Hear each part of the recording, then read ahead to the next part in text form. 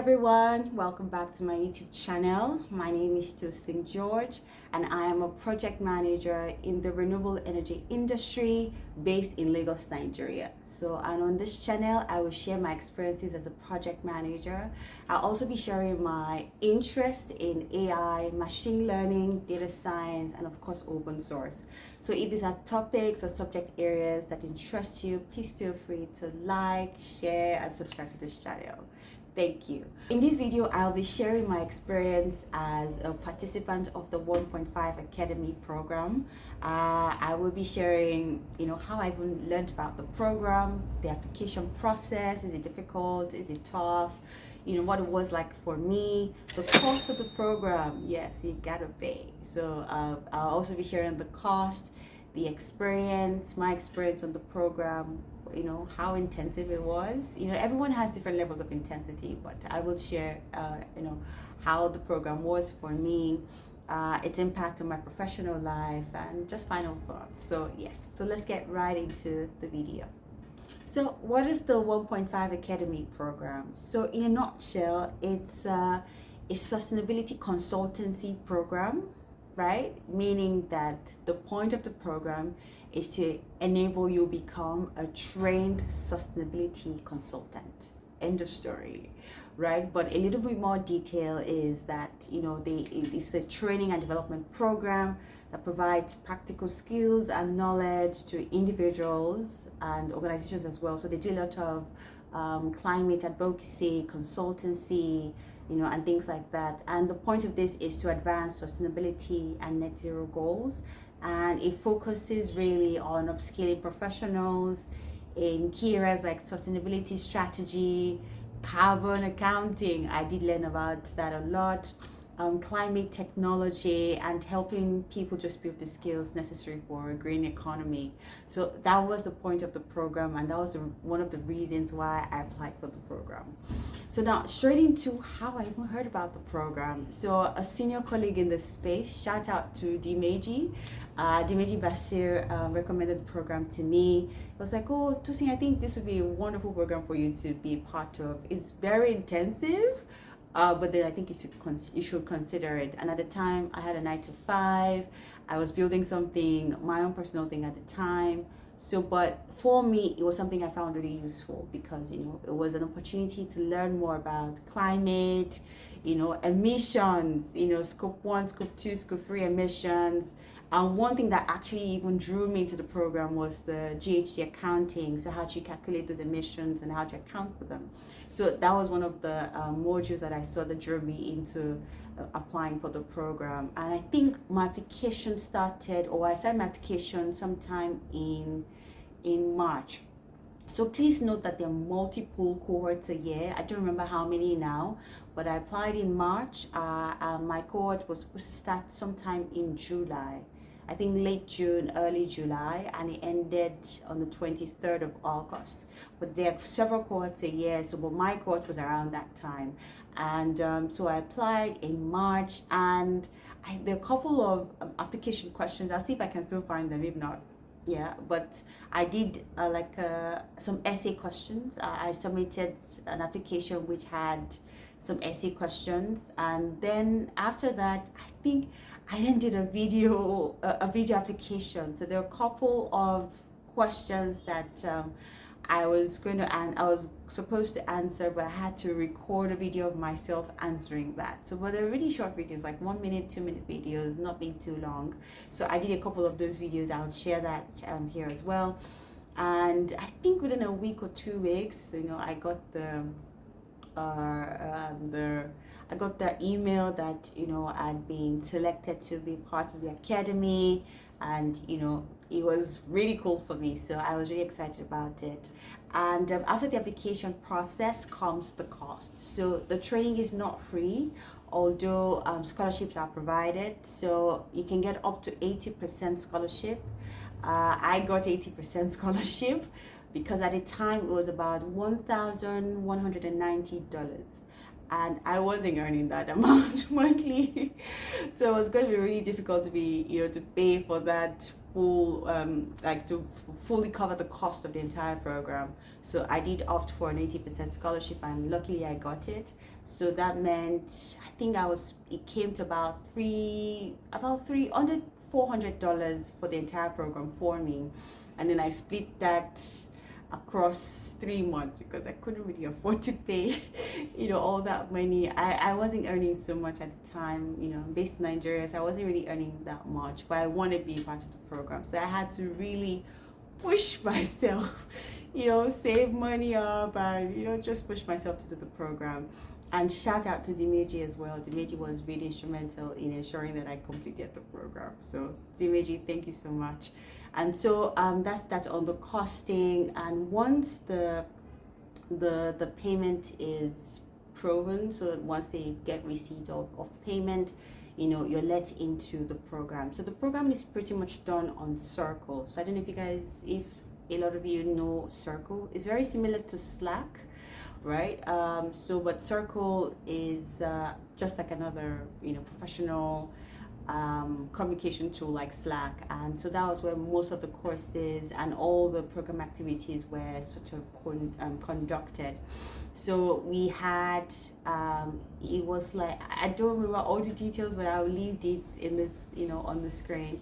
So I know that on Monday and I think Tuesdays are self-paced courses, and these courses were on Circle. So on Circle you have each module per week. So there's a topic per week, and in that topic I think there's several modules. So you have to complete that in your own time, and all of that. And I think on Tuesday there were like lab sessions. So lab sessions are where you are grouped with other cohort members, and you guys are discussing the modules or the lessons of the week. And in several cases we're provided access to tools. So tools that you ordinarily might not be able to afford or never even heard about, to be honest. So you have those tools, and you have practical sessions around those tools. We use a lot of Excel, calculations, and all of those things and whatnot, and graphs and charts. So it was very great for me. It was very exciting for me. And I was really excited about just learning more about climate and sustainability. So that was really, really good for me. And so the lab sessions were great because, I would be grouped with some other members of the cohort, and then we'll discuss, this is what we think about this, is what we think about this. And then whatever answer we have, we'll then discuss that, I think, in a larger group on Wednesdays or something like that. I might be missing the details now, but you get the point of it. So there's self-paced courses, there are lab sessions, and they're very interactive. It's not just a case of someone just comes and tells you stuff. No, you're actually hands-on, using the tools, learning how to do GHG accounting, learning how to do scope 1, scope 2, scope 3 emissions, learning how to do life cycle assessments, also learning how to plan a decarbonization strategy, how to support companies on their climate goals and strategies. So it was such a great program for me, as it touched climate and sustainability. So that was really, really great. And something to also add is, I think on Fridays you always have webinars and events. So you have people, sustainability managers, sustainability heads or coordinators come and talk to us about what their company is doing and how they're calculating their own emissions, how they are, implementing their climate strategies, and taking into consideration, what the industry is doing as it touches climate. So what is currently happening in climate, in the climate space, right? How are companies tracking these things, and because at least last year, it felt like there was a push for companies to get on the climate agenda, because we had COP29, I think, or was it COP28? I forget the names now, but we had COP last year, and so a lot of companies were sort of like pushing to be on board and get their climate strategy right. So it wasn't a case of companies knew all those companies knew what they were doing. They were also trying to figure out what it is they were supposed to do. So yes, so we were learning from industry experts, and they were like, okay, I'm sustainability manager here. I think we had somebody from Meta, we had somebody from Starbucks, we had people from all over companies, most especially from the US, right? And they will share and say, oh, this is what we're doing. We don't know everything, but this is how we're doing it, and we're learning, from other companies, from what's happening in the industry, and this is our plan. And so it was an opportunity for us to ask questions and be like, okay, what are we going to do? What if if I head a company as a sustainability manager, what is the first step? What did you do, as say sustainability head at Starbucks? And so that was really great. It was so practical to that, on that level. It was that practical that you could almost feel the life of, you could almost sort of, you could breathe and understand what is actually happening in the industry because you're hearing from those that are already there. So that was really a good and exciting time for me. So now to what I learned in the program, I believe I've already mentioned some of the things. You could hear me rambling on and on about those things. But then at the time when I was taking the program, I wasn't in the energy space. So I was in another industry, but I was planning to sort of make a comeback. So I felt like, okay, to get into the space, these are areas that I'm interested in. Obviously renewable energy is my number one passion, but then again, the renewable energy industry is very closely connected to climate and sustainability. So this was a way for me to expand my knowledge, expand my mind around issues in the spaces. And so one thing that impacted me was really learning how to create a strategy. And it wasn't, I know when you think of strategy, and especially when you're thinking of, oh, if I'm going to be doing strategy for a company, it's such a huge task that needs to be perfect and all. But what I learned was, it's something that's ongoing. You really have to be open to learning, open to understanding, and seeing how best your company can, develop a breathable, living, and relevant climate strategy plan. So that's something that I really did take away. Obviously, the calculations, the GHG accounting, that was something I was really excited about learning, at the beginning, even before I applied to the program. And so learning that out of the program was really good for me. Also learning decarbonization strategy, really, really good. Sustainable reporting, that was such a good one. That was such a good model, right? Because a lot of companies, and we talked about greenwashing and all of these things, and a lot of companies report, but then again, you find that they're completely opposite, doing the opposite of what they're reporting. So we discussed some of those issues as well, and for me that was very eye-opening. That was really, really good and enriching. So even though I didn't have where to apply the knowledge, so I wasn't working as a climate consultant, neither was I even working in the energy industry. I was in a completely different industry. I was trying to move back in. For me, it was a great introduction back into the space, right? It didn't mean that because I was outside the industry, I was completely off and I didn't know what was happening. No, I did know what was happening, especially as it touched renewable energy. But for me, like I said earlier, it was just a way to expand my knowledge and understand the issues better, So that was one impact on my professional, or that was one thing I learned. Well, professional journey, it was also really amazing. So learning all of this improved my knowledge of the industry. It allowed me to be more aware of climate issues. Not that I wasn't aware, but going into the academy helped me see how the impact of those issues.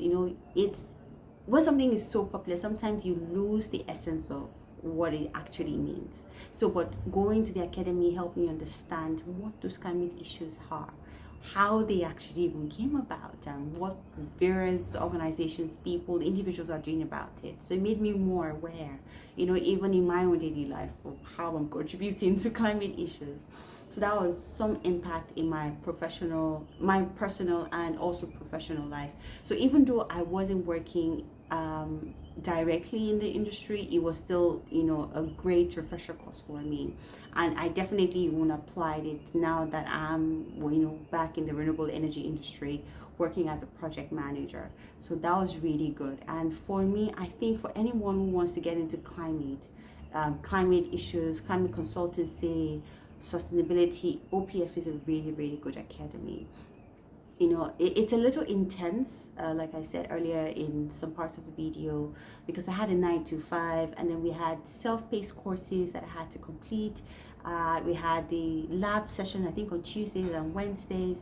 Then we had events that we had to attend on Friday. It wasn't mandatory, but to build your rapport with what's happening in the industry, it was, it's a no-brainer to just attend.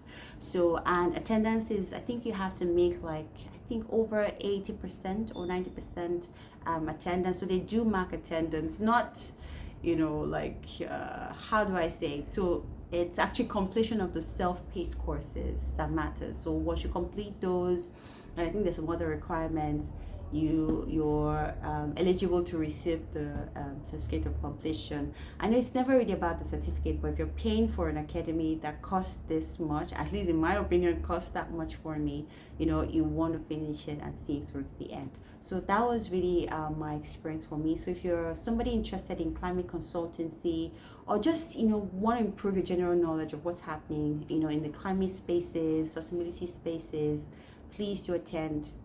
Make your application to the program. Make your application to the program. It's really not difficult. It's not difficult at all. The applications are not difficult at all. I think they take in a lot of people because they have multiple cohorts a year. Okay, so one thing to also mention is the network of people, and as you well know, for any program, you're going to have or come out with a network of people or more people added to your network. So that was really also good for me, because you had people who had been practicing sustainability, not practicing, but who had been sustainability consultants or professionals in some regard for 15 years. And then you had people like me who were sort of just learning about it. So there were all levels of people, who were interested in bettering and improving their knowledge and their skill as a sustainability consultant. So that was a great mix for me as well. And I remember that they also encouraged, grouping ourselves into small groups of, just groups of, I think it was a random thing, to be honest, random grouping and assignment of group members. And I remember ending up, I don't remember any of the names, but I remember ending up with somebody from India who had been in the space for about 15 years. And I was wondering what it was doing on the program. But knowledge is never, is you keep learning every day. So, and then I also was in the group with a young woman who had just graduated university, and one other person, I don't remember now. So we would meet, I think, Thursdays to just discuss assignments and group work, and just discuss whatever we're dealing with or learning per module or per week. And that was good, although I really couldn't see that through because there's just a lot on my plate. And then there was also the lab sessions where we'll be grouped with different people, and I felt like I was really studying with very knowledgeable people. So even though I was just learning, I was also learning from my peers, because some people were already even sustainability consultants, like they were sustainability managers in their company. And so it was great to learn from them and say, oh, this is how we do this in our company. Well, I want to learn more about this. What do you guys think about this? And they were like, okay, this is cool. This is really cool. So that was a great mix of different levels of professionals for me. That was really good. So all of us went all beginner levels. We had advanced people, we had intermediate, we had people like me where I've learned about sustainability and climate issues, but not on that level. So that was really good. So the network of people that you would meet, superb, amazing. Another thing is the events. I think I talked about this very lightly. So you had events every Friday, but then I think there were also invitations to some other external events. So like the New York Climate Week and some other climate events here and there. So there were all of this, announcements around attending events, being part of these events. And I think because the program managers or the entire organization is based out of the US, so a lot of these events were like US based it would have been great, you know, to also see events in Europe and Africa, you know, for somebody who was an African and who lives in Africa. So that would have been nice. But then again, it wasn't such a big deal. I could have easily found one climate week event to attend here in Lagos, so it wasn't a big deal. Another thing that they encouraged was hubs. So they have like local chapters, obviously because they're based out of New York, I suppose. So they had like a hub in New York, and they meet, I think, as often as they can and just chill out, you know, have like a climate buddy, climate friend kind of thing. They had hubs all across some other continents, and I think they had one in Africa. I don't remember where now, but I never went for any of them. So it was enough that I was on the program. It was enough that I was in the group.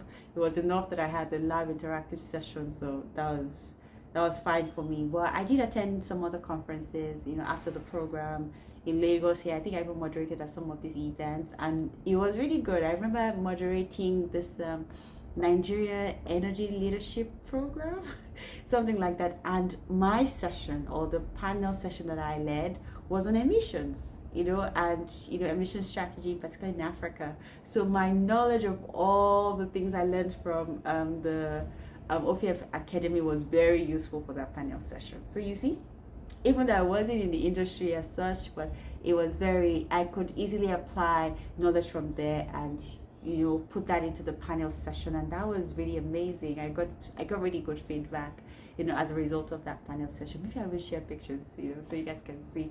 So yeah, so just to wrap this up, like I've said much earlier, like I said before, please, I think I would definitely recommend this program.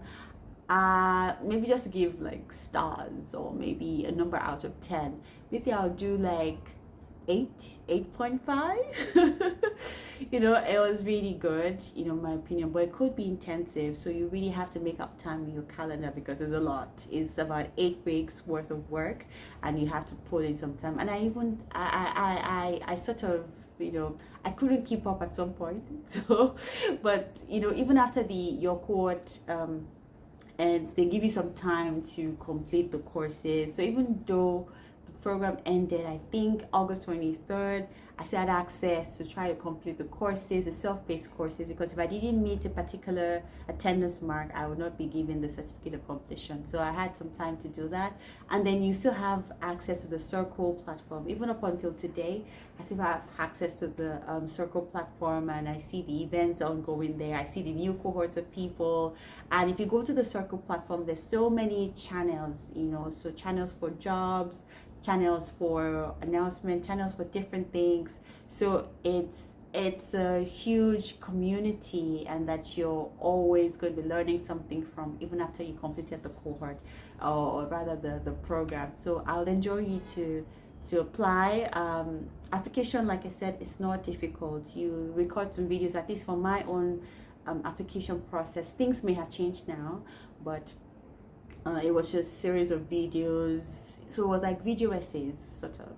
So, and I recorded myself doing that, and I sent it, and, you know, that was it. So yes, that's my experience on the program. And please like, share, and subscribe to my channel. If there's any subject area or topic that you want me to talk to, please leave your comments, and I would respond to them, and possibly do a video on them if I can. So thank you so much for being a part of this YouTube channel today and this video today.